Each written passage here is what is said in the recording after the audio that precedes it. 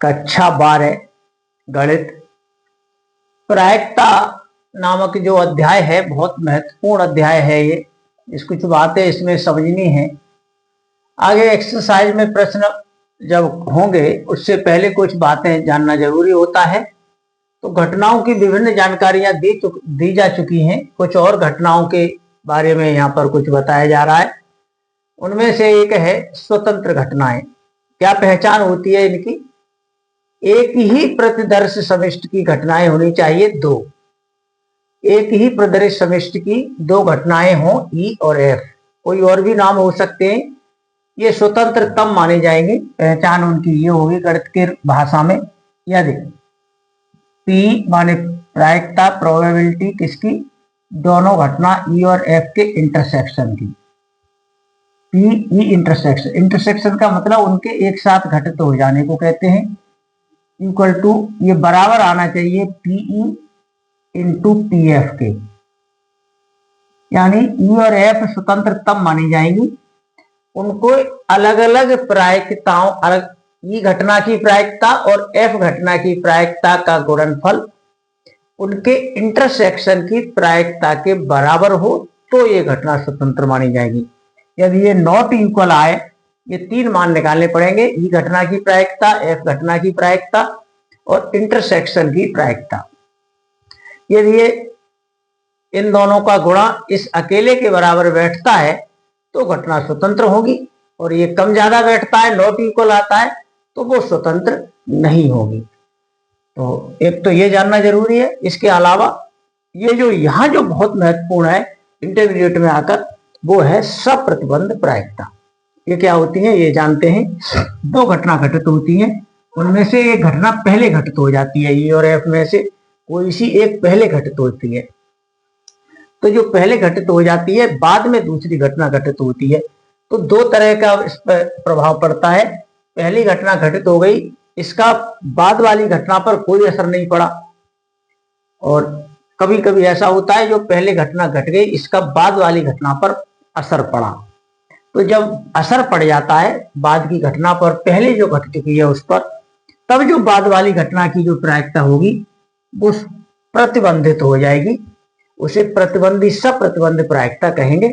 और उसको पहचान के लिए इस तरह लिखेंगे, जब घटना ई घटित हो चुकी हो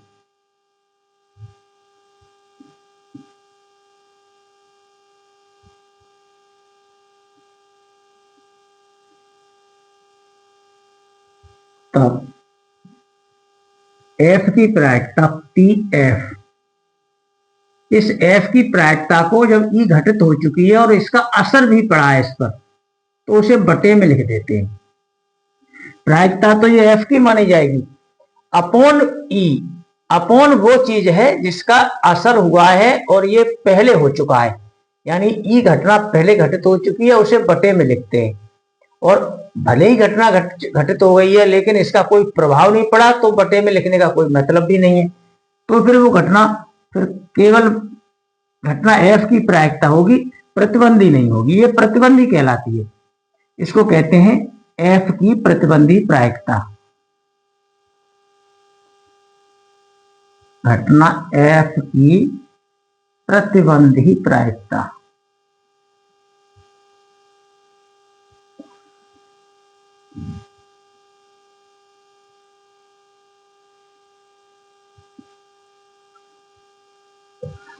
तो ये जो फॉर्मूला देख रहे हो इंटरसेक्शन वाला, यदि घटना स्वतंत्र है तब तो ये कंडीशन है।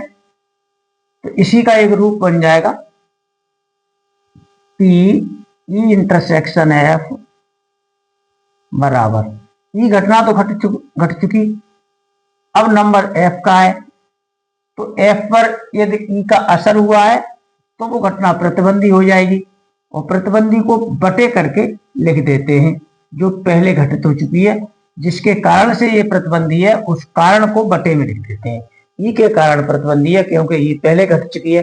तो ये सूत्र वही है, लेकिन ये घटना एफ प्रभावित हुई है ई से, तो इसको ऐसे लिख देते हैं। तो ये चीजें यहाँ आएंगी, इस पर आधारित क्वेश्चन भी होंगे एक्सरसाइज में।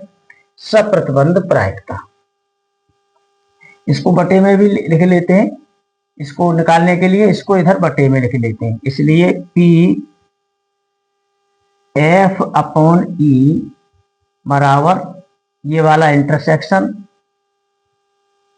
ये इंटरसेक्शन F अपॉन ये अपॉन इधर आ गया इसके PE, यानी जो घटना पहले घटित हो चुकी उसकी प्रायिकता का भाग और ऊपर इंटरसेक्शन की प्रायिकता। इसको इधर उल्टा कर दें, F पहले घटित हो जाएगी, E बाद में घटित होगी, तो E बटे F लिखा जाएगा इसे, और इसका मान क्या होगा, ऊपर तो दोनों का इंटरसेक्शन ही आएगा, E intersection F upon PF। इस तरह से ये प्रतिबंधी प्रायिकता का फॉर्मूला हो गया। इस पर आधारित प्रश्न आप एक्सरसाइज में पढ़ेंगे। धन्यवाद।